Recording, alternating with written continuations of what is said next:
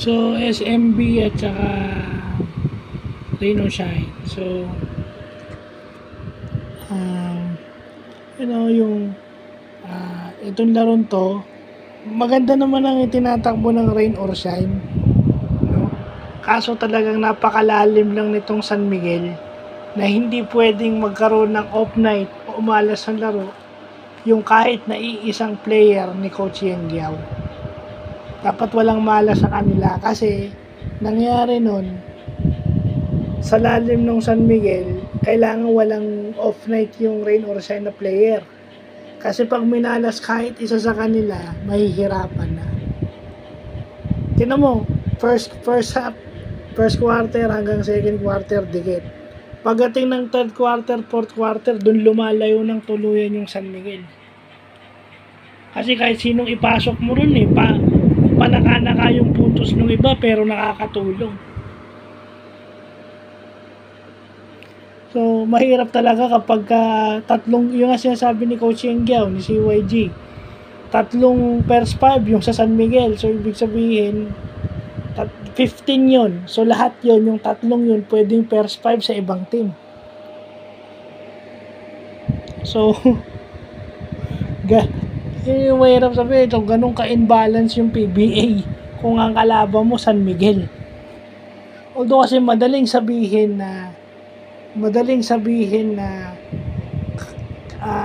responsibility ng ibang team o ng team owners na magpalakas din, but they don't have the financial resources para operan yung mga players.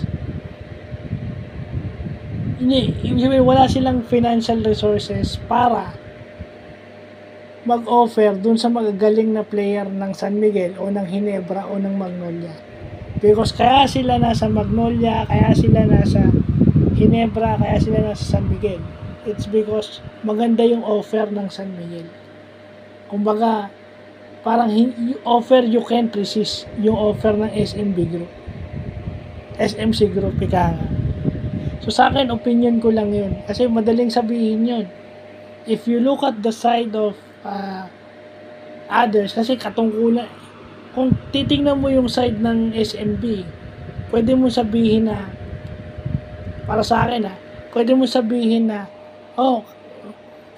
bakit? Responsibility nyo rin namang palakasin yung lineup nyo. Pero baka nakakalimutan din ng iba na yung San Miguel is may resources, financial resources to offer sa mga players na meron sila.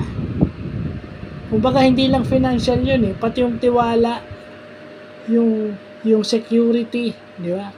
Kaya nga yung hindi nagagamit sa kanila, tinitrade na lang para magamit para makalaro. Kasi talagang kung ikaw si George Gallet, hindi mo alam kung paano mo bibigyan ng playing time yung mga player mo. Di ba? Sakit din ng ulo ng coach yun. So yun ang problema. Ang kagandahan lang kasi sa Rain or Shine uses full complement ng lineup nila. Kaya kahit paano nakakasabay sila, pero sa 48 minutes, hindi mo masabi kung kailan lalayo yung San Miguel. Kasi sa tindi ng kanilang offensive firepower, sa dami ng magagaling nila pwede nilang tambakan yung kalaban at any moment in the game. Gusto nilang tambakan ng third quarter, pwede. Gusto nilang tambakan ng first quarter pa lang, pwede. So, yun lang po.